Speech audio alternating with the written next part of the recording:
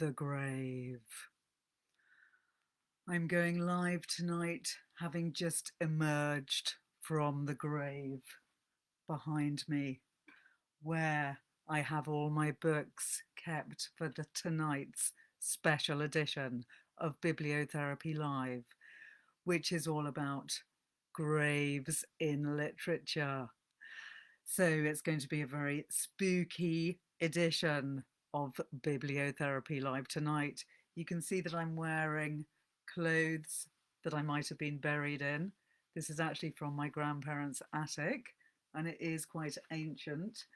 And I was trying to do a kind of bandage mummy effect, but I didn't really have any bandages, so it's quite a lovely blue bandage. But you can see that I have been underground for some time. Luckily, I had a straw with me so that I could breathe through the straw from within my grave, so I didn't die of suffocation. This is a tip that I got from Peter James, who I will be telling you about momentarily. I was actually inspired to do tonight's session by my live session last week with Claire Fuller, in which I was talking about her book, Unsettled Ground. I'm just going to get it out of my handy coffin over here, which is where I'm keeping my books this evening. So this book, Unsettled Ground, stars a rather wonderful burial scene, which I think you will find fascinating, and you should definitely read it for that very scene and for the strange burial that happens in this book. But I can't give away what happens, but it is an excellent and strange, fabulous burial scene, which is very unsettling, like the title. So if you missed last week's session with Claire Fuller, you can catch up with it either here on IGTV, Facebook, or on my YouTube channel. I was inspired by that book and also by a book by Peter James, who is a local author to here where I am in Brighton. He lives and works in Brighton and is inspired by real stories that take place in and around Brighton. And he wrote a rather marvellous book called Dead Simple, and another one called Looking Good Dead, which were recently both turned into a TV series, which I believe you can still catch on ITV. And they were watched by 7 million viewers and filmed in our local Wolstonbury Hill, which is just round the corner from me now, which was all very exciting. And I actually caught some of the filming going on, and it was very much in a spooky woodland area. And the story in Dead Simple was one of the main stories that got me excited about the idea of graves in literature, because it's all about a stag night prank that goes wrong when the guy that's meant to be getting married, the bridegroom, is put in a grave as a joke by his friends. And so he's buried with a straw to keep him alive so that he can breathe. The straw pokes up through the coffin and through the soil above him. So it's quite a shallow grave. He also has his mobile phone on him and a walkie-talkie and a bottle of whiskey, which is the last thing he needs. But then the prank goes wrong and the poor bridegroom is stuck in the grave. It is a terrible joke, Sam. I completely agree. It's actually a really incredibly stressful book to read, because the poor guy is stuck in this coffin waiting to be rescued, and he's meant to be rescued within a few hours, but it all goes horribly wrong, and it happens right at the beginning of the book, so I can give you away some of it. But there's a hideous car crash because the guys that are playing the joke on the bridegroom are drunk, and they crash and die. So then the poor man is left in this grave waiting to be rescued. All he's got is his straw, his whiskey, and a walkie talkie. And on the other end of the walkie talkie, he does get through to someone. But that person that he gets through to, for many reasons, can't help him. So it's a really tense and fantastic read, which I hugely recommend. And I did feel, I have to say, that it was much better than the TV series. The TV series is good, and I would still say watch it. But if you can, read the book first, because the book is a really gripping read. It's also very good to read aloud. Me and my husband actually read it aloud to each other and had a right laugh reading it to each other. And somehow the scenes in the grave in the book are far more terrifying than they are in the film version. So give it a go, I say. Try that book. Peter James, multi-million book selling author of Brighton. So yeah, local watchers might be particularly interested in that. So other grave stories that came to mind when first thinking about this theme, and I put it out onto Twitter and Instagram and got quite a lot of great responses. Ollie, thanks for your comment there, saying that you have shivers just from listening to the story. It is a story which does give you shivers down the spine and is a great one to read aloud, particularly late at night, ideally by candlelight. So grave scenes that came to mind immediately when thinking of this topic were Great Expectations. The very beginning of Great Expectations by Charles Dickens has a fantastic grave scene. I've just seen Lottie's comment, are you claustrophobic? I am utterly claustrophobic. So maybe that's why I found the book so stressful. Maybe if you're not claustrophobic, you wouldn't find it quite so intense. But I am very claustrophobic. It would be my worst nightmare to be stuck in a grave. And it is a theme which goes through much of literature. Edgar Allan Poe loves a stuck in the grave story, and I'll be coming to that soon. So Charles Dickens, Great Expectations, the very opening scene of the book is a brilliant graveside scene, and I'm going to read you that scene just to get you into the mood for tonight. My father's family name being Pirrip and my Christian name Philip, my infant tongue could make of both names nothing longer or more explicit than Pip. So I called myself Pip and came to be called Pip. I give Pirrip as my father's family name, on the authority of his tombstone and my sister, Mrs. Joe Gargery, who married the blacksmith.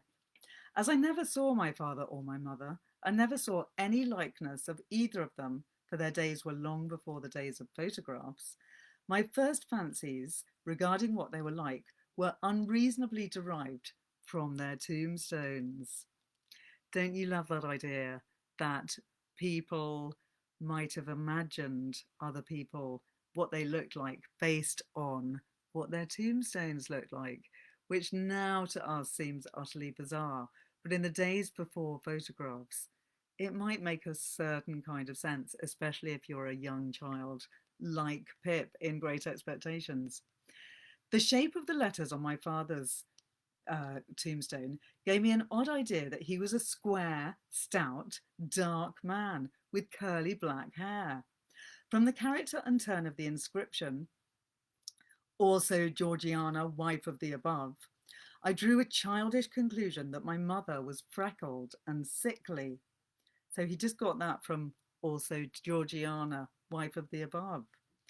To 5 little stone lozenges, each about 1.5 feet long, which were arranged in a neat row beside their grave, and were sacred to the memory of 5 little brothers of mine, who gave up trying to get a living exceedingly early in that universal struggle.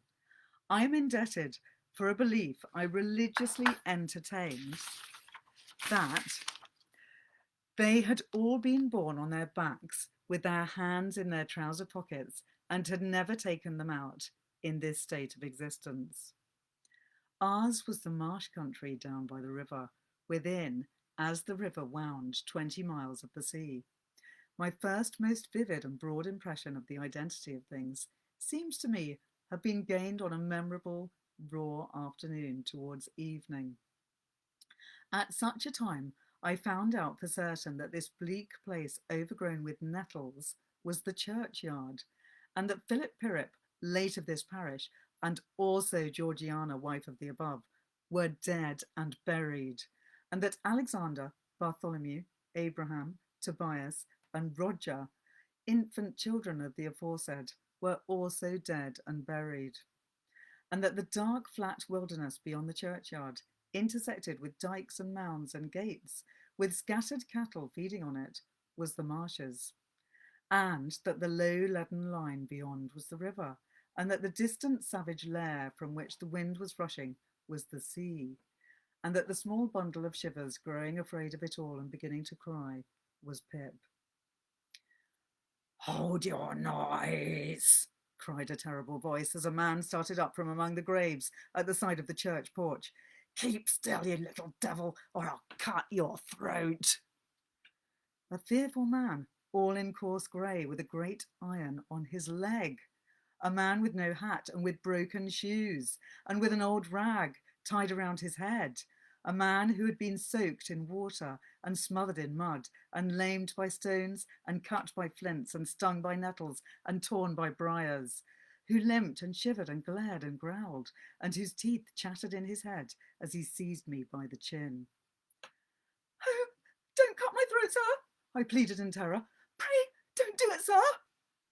"Tell us your name," said the man. "Quick." "Pip, sir." "Once more," said the man, staring at me. "Give it mouth." "Pip, sir." "Show us where you live," said the man. "Point out the place." I pointed to where our village lay on the flat inshore, among the alder trees and pollards, a mile or more from the church.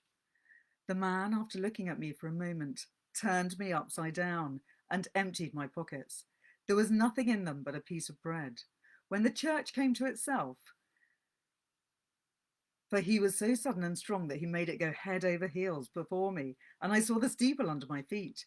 When the church came to itself, I say, I was seated on a high tombstone, trembling, while he ate the bread ravenously. Isn't that a fantastic beginning to a book? And that is Great Expectations, where Magwitch, who at the time is a convict, demands that Pip go and find him a file with which to cut his chains and victuals to feed him. That's food to feed him. And Pip is absolutely terrified of him, but he does what Magwitch asked and thus embarks on a strange quirk of destiny, which I'm sure many of you know the story. If you don't, read it now. Read it with a friend, try reading it aloud, or try the audiobook, which is brilliant as well. It is a great story. It's a classic. Everyone should read it. Great Expectations. Fabulous graveyard scene. Now I want to move on to Edgar Allan Poe, who some would say is the king of graveyard scenes. He was absolutely obsessed with premature burial, and one of his stories is actually called that title, The Premature Burial. Written in 1844, the first person unnamed narrator describes his struggle with things such as attacks of the singular disorder which physicians have agreed to term catalepsy, a condition where he randomly falls into a death-like trance. So he has this weird condition that makes him fall into a death-like trance, which would make other people think that he's actually dead.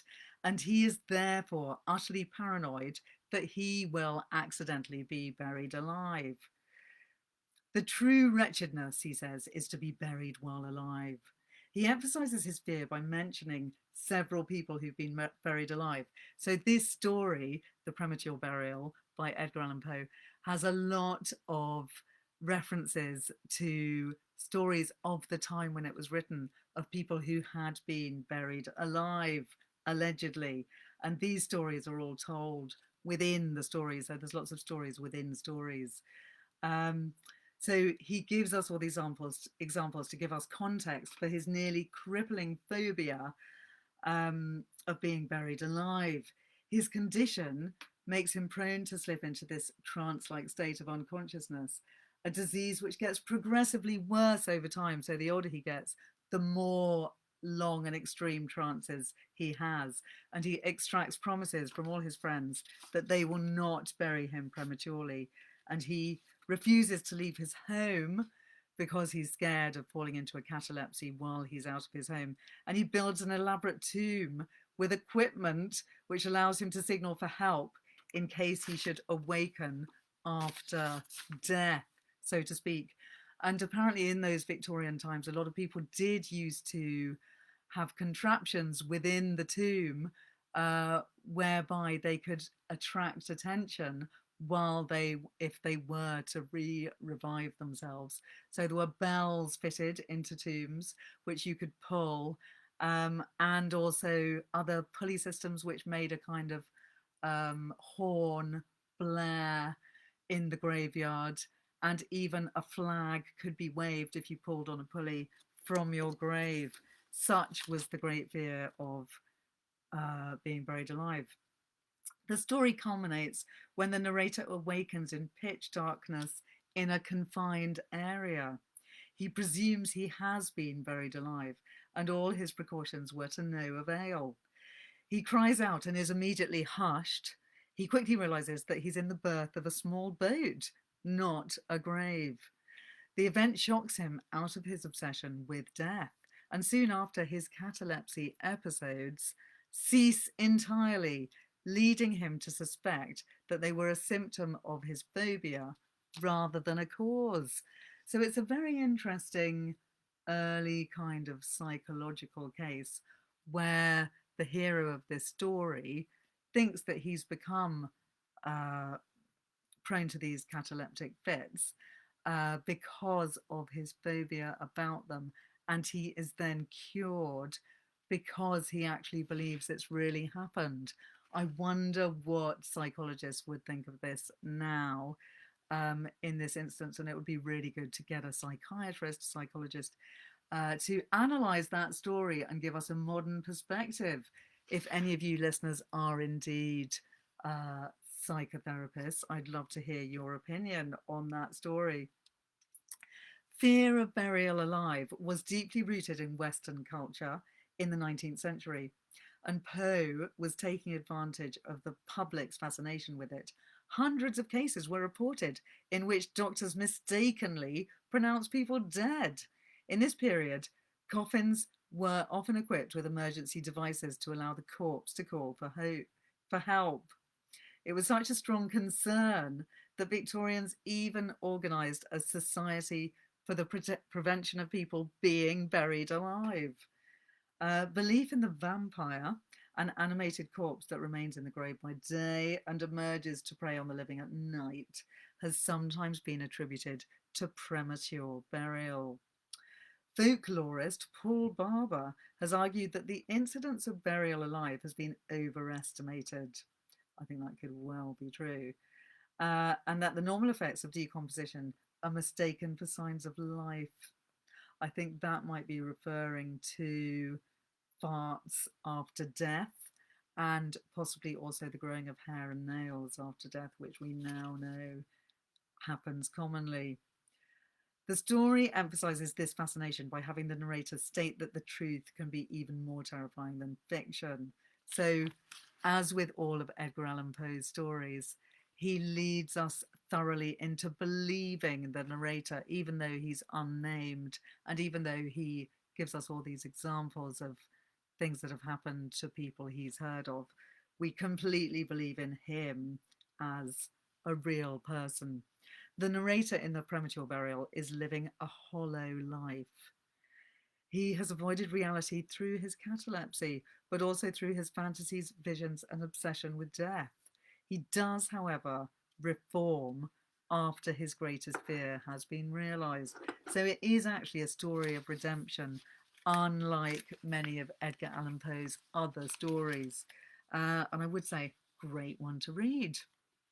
Another book which came up frequently when people were talking to me about stories of graves and burial is Possession by A.S. Byatt, which was published in 1990.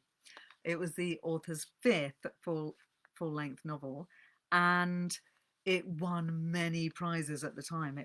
I don't know if you remember when it came out, anyone here, but it was an epic moment in the publishing world. Everyone was very excited about it, and it is indeed a really excellent read, which I would thoroughly recommend. The book is quite an academic seeming book, but I think a bit like The Secret History by Donna Tartt. It is set in an academic world, but it's completely gripping because it's actually a bit of a thriller. It depicts the quest of modern day academics to uncover the truth about a relationship between two Victorian couples, Randolph Henry Ashe and Christabel Lamotte, who are loosely based on real life poets Christina Rossetti and Robert Browning. It's the story of these two academics searching for some letters that they have heard about being written between the two lovers and which they know can be found. And it's all about possession in many different ways. So it's possession of artifacts, namely the letters. It's also possession of love, possession of other people, possession of each other. And these themes are very brilliantly and beautifully explored throughout the book. I won't tell you the whole story by any means, but things come to a head in a rural English cemetery after having sped around lots of Europe in search of these various letters that they're looking for, where Possession's heroes succeed in claiming the loot that they were after from a grave. And they actually dig up this grave during the real Great Storm of 1987, which was a storm which I remember. It was an epic and shocking storm in which trees were hurled around the countryside.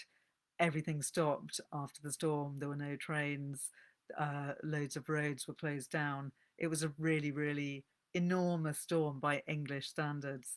And the Lottie, you remember too, it was quite a big moment in many of our young lives, I think.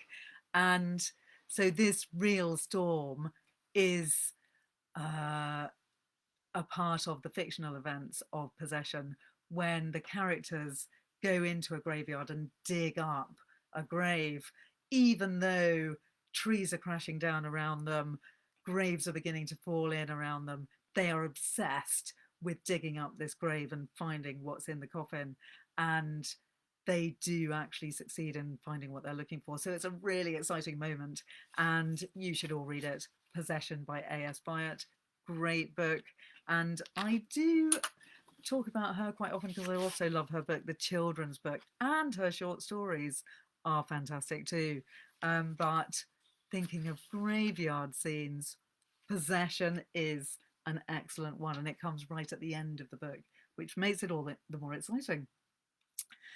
Pure by Andrew Miller is a book which takes place almost entirely in catacombs in Paris. So that's a different kind of graveyard scene, which also makes me remember that I wanted to mention Philip Pullman's Northern Lights trilogy, because there's quite a lot of graveyard scenes in that book as well. When the main characters, Lyra and her friends, go into the tombs beneath the College of Jordans in Oxford. So that's a slight digression, but Pure made me remember that. And Sam is just commenting that a tree fell into her house during that storm and I slept through it, she says. That's pretty amazing. I'm impressed that you slept through it. Yes, many stories to tell of that storm, but I'm going to save mine for another time. So Pure by Andrew Miller. It's Andrew Miller's sixth novel. It takes place in 1785 in Paris, in the catacombs of Paris, with an engineer called Jean-Baptiste Barrat, who's summoned to the Palace of Versailles. There, Barrat, who is a graduate of the École Royale des Ponts du Chaussée, is commissioned by the state to demolish the ancient cemetery beneath the church of Les Innocents in central Paris and dispose of the thousands of bodies buried there. So that's quite a horrifying idea and a hideous job for a young engineer.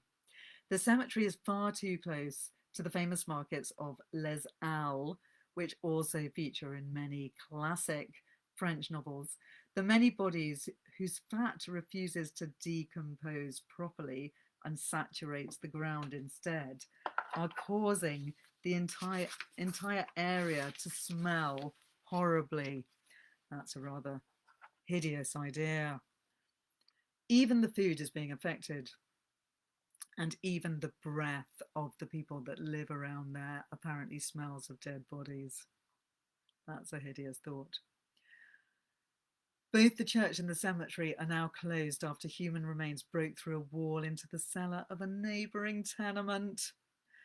Barrat will oversee the year-long moving of the graves and charnel pits, as well as the transportation of the remains to a quarry outside of Paris, an act that's supposed to cleanse or purify, hence the title, Pure, the church and the surrounding land.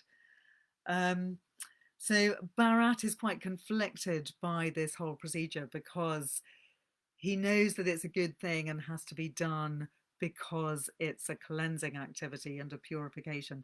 But he also obviously feels conflicted because of the actual bodies and the people that he's having to move. His task seems destined to failure from the very beginning, a failure that's symbolised in the part of France that Barrat calls home. Barrat and Lecoeur, his friend, have invented what they consider to be an ideal society, which they've named Valenciana. And Barrat does have these ideals of purity and innocence and this idealized society that he wants to make happen. But instead, he's having to deal with all these horrendous corpses and which he's digging up and attempting to dispose of. So it is a really interesting and quite a complex novel with many subplots. Barrat also has a fling with a prostitute, and she's not at all a stereotypical character. She's a great part of the story. And it's actually a book that's filled with action, murder, suicide, madness, fire, and sex with a mummified corpse. It's a book that centers on a repressive past making way for the enlightenment of the future. So it's actually a really great read, which I would recommend. And although it sounds like it's really gruesome, it somehow isn't as gruesome as I was just describing it, because those bits don't take place constantly through the book. Moving on from Pure, we must mention Wuthering Heights by Emily Bronte, written in 1847. So very much close to the time that the Edgar Allan Poe story was written. That was 1844, a mere 3 years apart. And in Wuthering Heights, there's another excellent, bizarre grave scene, which I'm going to read you a little bit of. So in Wuthering Heights, for people that don't know the story, you've got to read it, and I'm not going to summarize it because it is quite complex, but essentially all you need to know is that Heathcliff loves Catherine, and that's all that really matters. Um, Now, where is my quote that I just got ready to read you? Here we go. I'm going to read you a bit, which is Heathcliff describing what he's done with the grave of Catherine, coming up any second now. Here we go. This is Heathcliff. I'll tell you what I did yesterday. I got the sexton, who was digging Linton's grave, to remove the earth off her coffin lid, and I opened it. I thought once I would have stayed there when I saw her face again. It is hers yet. He had hard work to stir me, but he said it would change if the air blew on it, and so I struck one side of the coffin loose and covered it up. Not Linton's side, damn him. I wish he'd been soldered in lead. And I bribed the sexton to pull it away when I'm laid there and slide mine out too.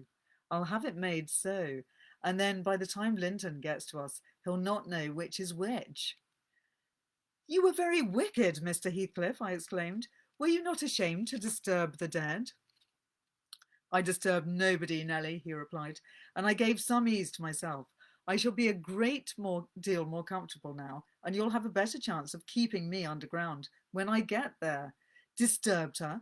No, she has disturbed me night and day, through 18 years, incessantly, remorselessly, till yesternight. And yesternight I slept tranquilly. I was tranquil. I dreamt I was sleeping the last sleep by that sleeper, with my heart stopped and my cheek frozen against hers. And if she had been dissolved into earth, or worse, what would you have dreamt of then? I said. Of dissolving with her and being more happy still, he answered. Do you suppose I dread any change of that sort? I expected such a transformation on raising the lid, but I'm better pleased that it should not commence till I share it. Besides, unless I had received a distinct impression of her passionless features, that strange feeling would hardly have been removed. It began oddly. You know, I was wild after she died, and eternally from dawn to dawn, praying her to return to me her spirit. I have a strong faith in ghosts. I have a conviction that they can and do exist among us. The day she was buried, there came a fall of snow. In the evening, I went to the churchyard. It blew bleak as winter. All around was solitary. I didn't fear that her fool of a husband would wander up the glen so late, and no one else had business to bring them here. Being alone and conscious 2 yards of loose earth was the sole barrier between us. I said to myself, I'll have her in my arms again. If she be cold, I'll think it is this north wind that chills me, and if she be motionless, it is sleep. I got a spade from the tool house and began to delve with all my might. It scraped the coffin. I fell to work with my hands. The wood commenced cracking about the screws. I was on the point of attaining my object when it seemed that I heard a sigh from someone above, close at the edge of the grave, and bending down. If I can only get this off, I muttered. I wish they may shovel in the earth over us both. And I wrenched at it more desperately still. There was another sigh, close at my ear. I appeared to feel the warm breath of it displacing the sleet-laden wind. I knew no living thing in flesh and blood was by, but as certainly as you perceive the approach to some substantial body in the dark, though it cannot be discerned, so certainly I felt that Cathy was there, not under me, but on the earth. A sudden sense of relief flowed from my heart through every limb. I relinquished my labour of agony and turned consoled at once, unspeakably consoled. Her presence was with me. It remained while I refilled the grave and led me home. You may laugh, if you will, but I was sure I would see her there. I was sure she was with me, and I could not help talking to her. So Heathcliff is so obsessed with being with Catherine that he wants to dig up the grave, which he actually does, and then he opens up the side of her grave so that his grave can be placed next to hers with his side of the grave open, so that then they can mingle together in death, which is quite a terrifying and strange idea. But Heathcliff clearly believes in love beyond the grave. He does believe in ghosts. He thinks that ghosts walk with us in this world, and he clearly believes that their love will continue. It's another book that gives you tingles down your spine. Megan, thanks for your comments. The wrist on the window frame is an incredible moment of imagery, talking about Kathy. I think I actually haven't read the whole book for a long time, and I really need to reread it to remember it vividly. And I am getting tingles on my spine thinking about it. So now is clearly the time to go back to it. Another book that I didn't know until I started sending out ideas into the ether about this topic was Tracy Chevalier's book, Falling Angels. Tracy Chevalier, I'm sure many of you have read her books, and she's most famous for The Girl with the Pearl Earring. And she's also written many other excellent novels, one of which is Remarkable Creatures, which I also really loved. And this one I have just read because somebody alerted me to the fact that there's lots of fantastic graveyard scenes in this book, which is true. Falling Angels chronicles the lives of two girls whose families own adjacent plots in a London cemetery. So this is Victorian England, and it's set in Highgate Cemetery. And when the book first begins, these two girls who are 5 years old are talking about my grave. I'm sitting by my grave. And it's very surreal because you're thinking, are they meant to be ghosts? Are they talking about the graves that they're buried in? And then you slowly realize that it's the grave where all of their family will eventually be buried, including them, because that's the way rich families used to keep their tombs ready for other people to join in with their family tomb. So these two family tombs are decorated very differently. One has a sentimental angel on it, which is very high up and looking down on the other people. The other one has an elaborate urn. And the two girls meet when they're very young, age 5, when their two families are mourning the recently deceased Queen Victoria. The two girls are Maud and Lavinia, and they forge an immediate friendship. And they also make friends with Simon, the boy whose father is the gravedigger in Highgate Cemetery. And they're the main characters, but we also have their parents. One is a suffragette, one is completely not a suffragette and thinks it's all utter nonsense and ridiculous. And the events become very exciting and dramatic because there is a march of the suffragettes in which the girls get involved. By that time, they are about 13 years old. And very exciting and dramatic things occur, which I won't reveal.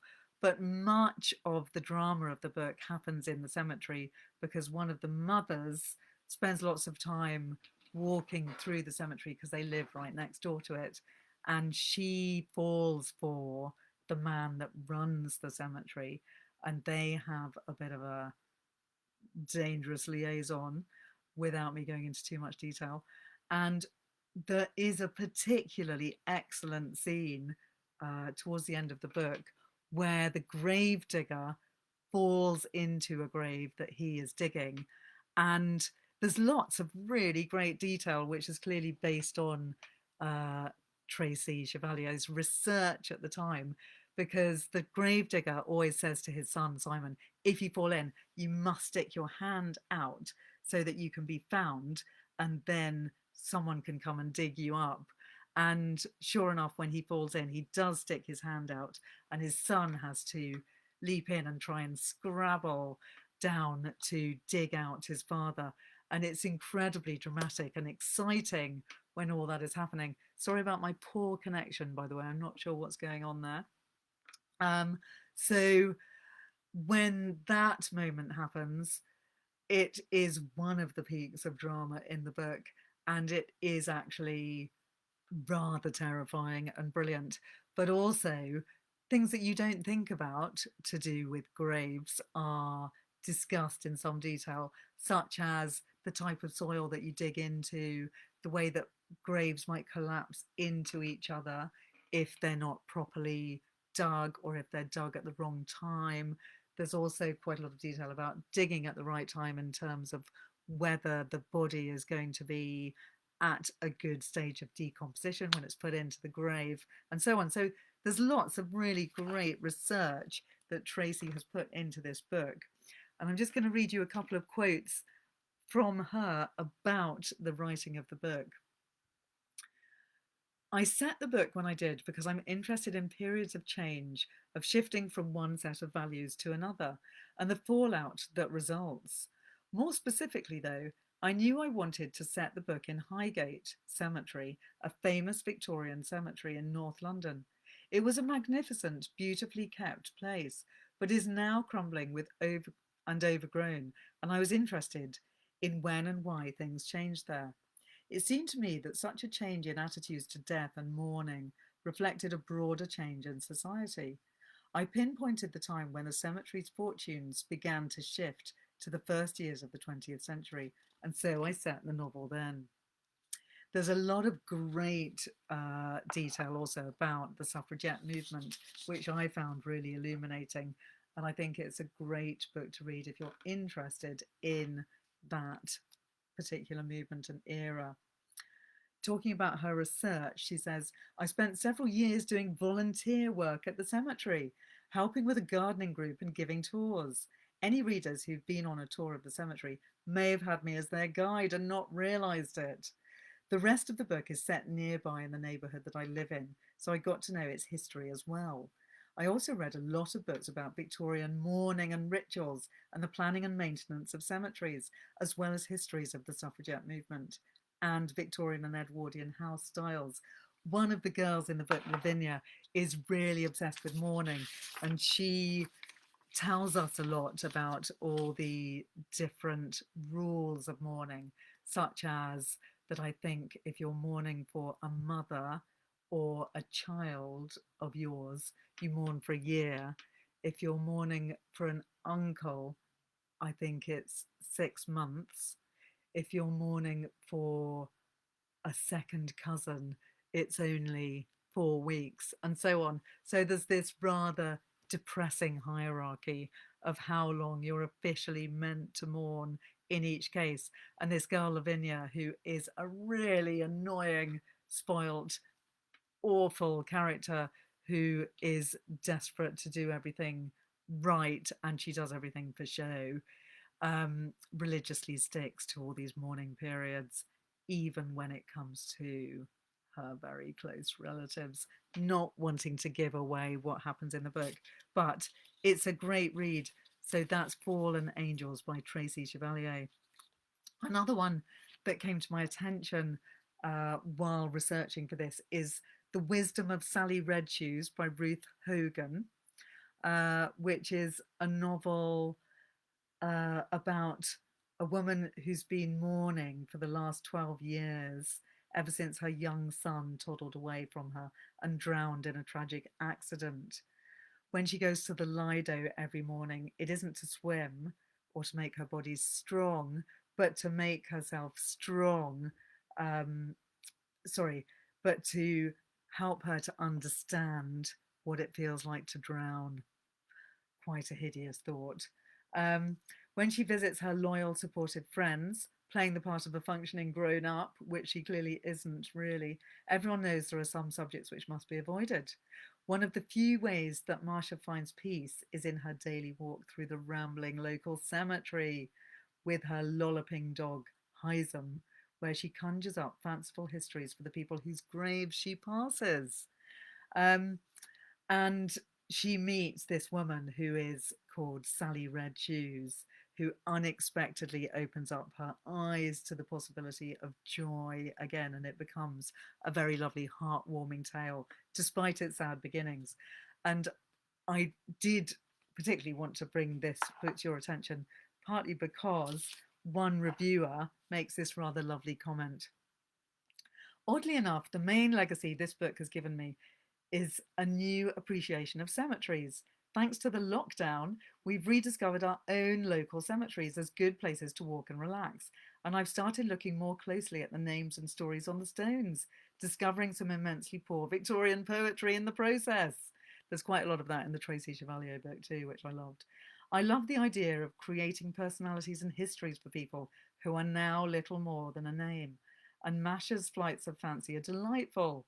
When the lockdown is over and we can travel more freely, I'd love to head out to the sprawling Victorian cemeteries at Highgate and Kensal Rise to do some exploring for myself.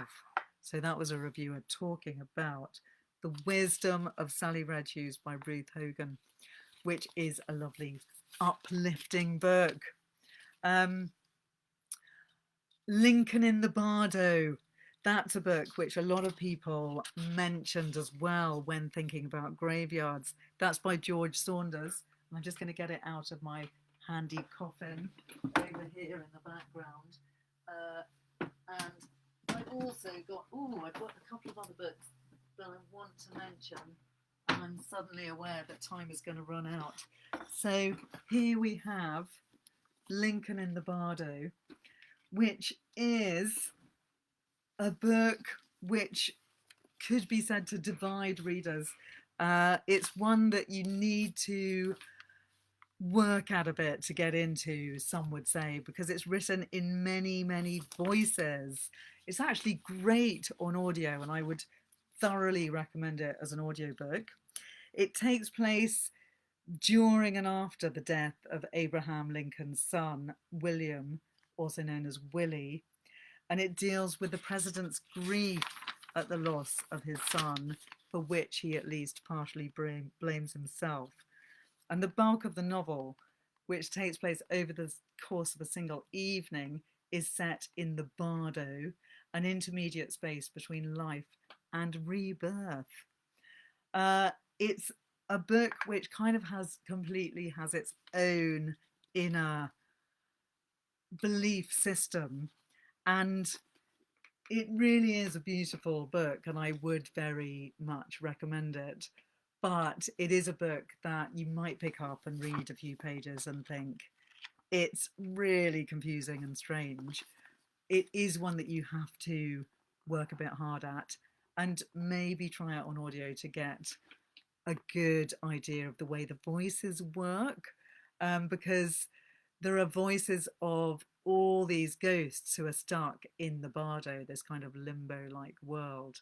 And these voices are all people that still think that they're alive. They're from all walks of life. They all have very different characteristics, from the very rich and posh to the very poor and thwarted by life characters. And they also have moments of inhabiting other people. So at one point, all of the characters actually go into Abraham Lincoln's body. The son, Willie, is also in the story, and he is obviously a big part of it, and we hear his voice as well. So there's a huge number of different voices, and I'm just going to read you a tiny bit to give you a bit of a feel of what some of it is like. Please do not misunderstand. We had been mothers, fathers, had been husbands of many years, men of import who had come here that first day, accompanied by crowds so vast and sorrowful that, surging forward to hear the oration, they had damaged fences beyond repair, had been young wives, diverted here during childbirth, our gentle qualities stripped from us by the naked pain of that circumstance, who left behind husbands so enamoured of us, so tormented by the horror of those last moments, the notion that we had gone down that awful black hole pain, sundered from ourselves, that they had never loved again, had been bulky men, quietly content, who in our first youth had come to grasp our own unremarkableness, and had cheerfully, as if bemusedly accepting a heavy burden, shifted our life's focus. If we would not be great, we would be useful, would be rich and kind, and thereby able to effect good, smiling, hands in pockets, watching the world we had subtly improved, walking past, this empty dowry filled, that education secretly funded, had been affable, joking servants, of whom our masters had grown fond for the cheering words we managed as they launched forth on days full of import, have been grandmothers, tolerant and frank, recipients of certain dark secrets, who by the quality of their unjudging listening granted tacit forgiveness and thus let in the sun. What I mean to say is we had been considerable, had been loved, not lonely, not lost, not freakish, but wise, each in his or her own way. Our departures caused pain. Those who had loved us sat upon their beds, heads in hand, lowered their faces to tabletops, making animal noises. We had been loved, I say, and remembering us, even many years later, people would smile, briefly gladdened, at the memory. That was the Reverend Everly Thomas.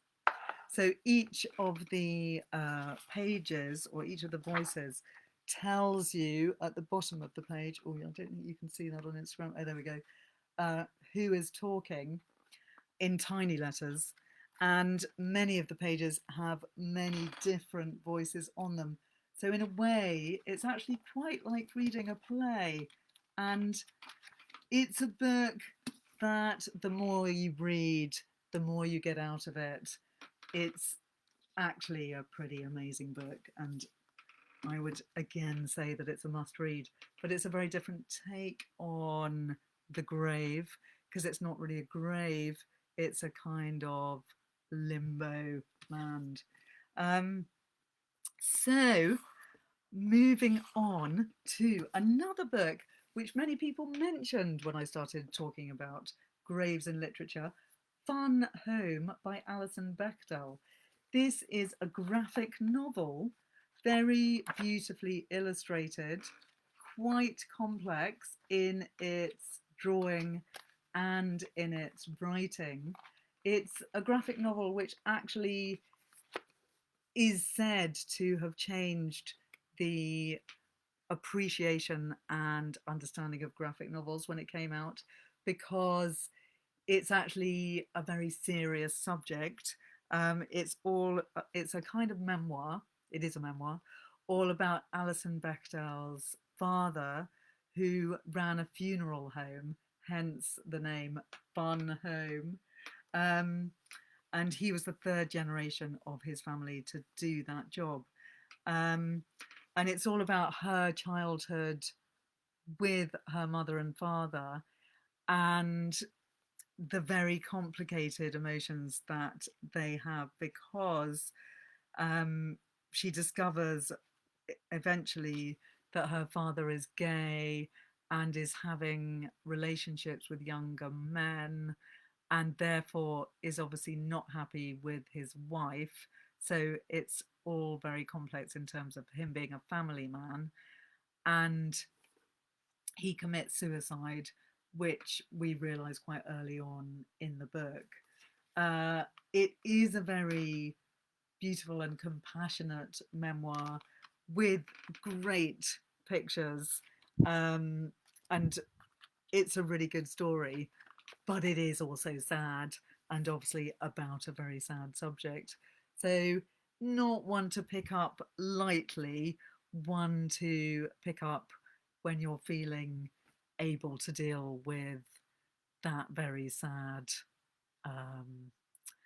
subject.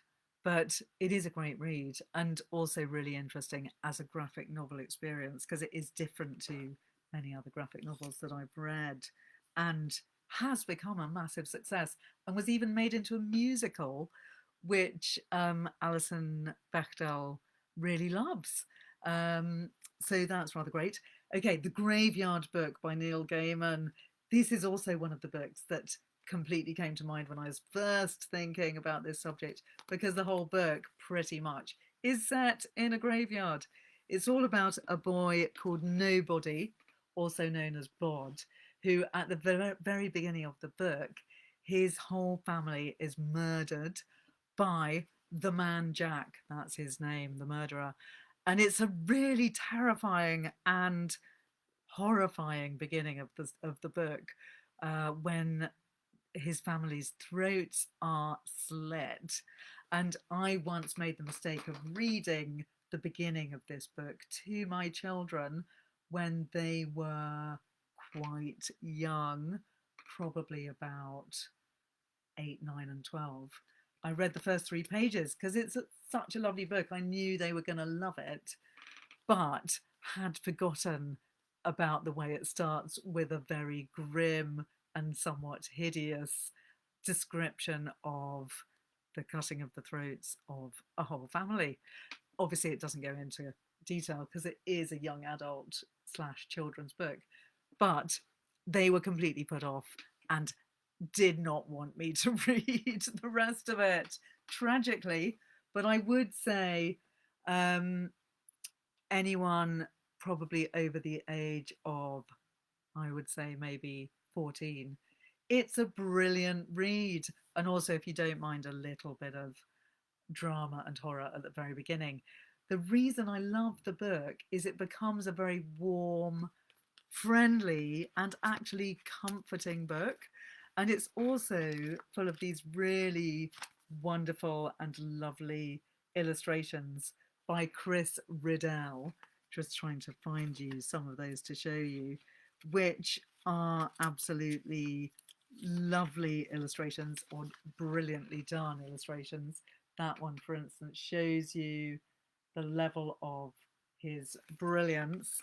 Um, and in brief, the story describes, there we go, another lovely illustration.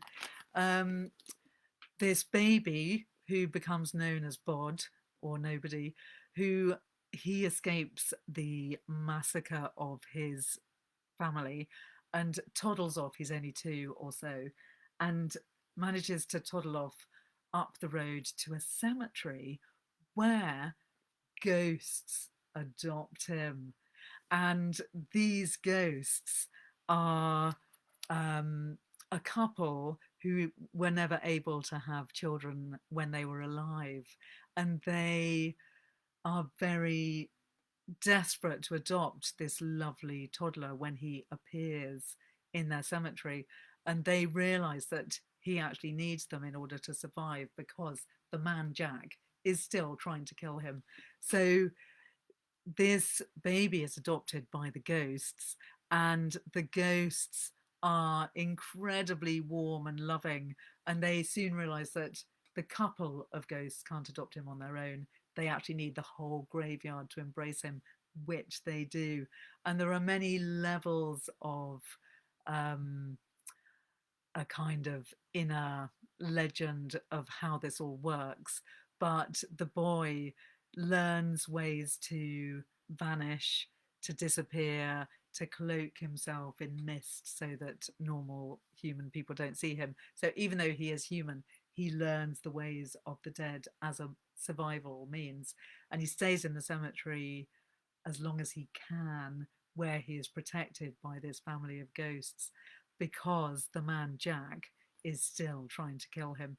And he does make a friend who's a girl, and that's also a rather lovely aspect of the story. Her parents think at first that he is an imaginary friend. Neil Gaiman writes absolutely brilliantly about it. And it is a very funny book. So although it has this gruesome beginning, it then becomes a really warm and friendly, lovely book. And I would say it's one of the books that I've most enjoyed that's made me feel positive about death, because it paints such a great picture of life after death, with the ghosts living in the cemetery, having their social interactions, and having this quite complex way of dealing with their longevity and the other people that come into the graveyard. So, on that note, as it is nearly 10 o'clock, I'm just going to read you a last passage about a grave, and I will go out on that note. It's from Andrew Marvell's To His Coy Mistress, and this is a passage that leapt into my mind when I started thinking about graves in literature. But at my back I always hear Time's winged chariot hurrying near. I'm leaping in the middle because I know we're running out of time. And yonder all before us lie deserts of vast eternity. Thy beauty shall no more be found, nor in thy marble vault shall sound my echoing song. Then worms shall try that long preserved virginity, and your quaint honour turns to dust, and into ashes all my lust. The grave's a fine and private place, but none, I think, do there embrace. Now, therefore, while the youthful hue sits on thy skin like morning dew, and while thy willing soul transpires at every pore with instant fires, now let us sport us while we may, and now, like amorous birds of prey, rather at once our time devour than languish in his slow chapped power. Let us roll all our strength and all our sweetness up into one ball, and tear our pleasures with rough strife through the iron gates of life. Thus, though we cannot make our sun stand still, yet we will make him run. Thanks to Andrew Marvell. And thank you, all of you, for joining me tonight for our spooky Just Out of the Grave bibliotherapy session all about graves in literature. Anyone that has any other thoughts about graves in literature, please send them to me. And I look forward to seeing you next week, where I'll be doing bibliotherapy live again on this channel. If you've enjoyed what I'm doing, you could go to ko-fi.com and buy me a coffee, which helps to keep me in books and caffeine. Lovely to see you, and thank you everyone for coming and supporting me, and happy reading. See you next week. Good night.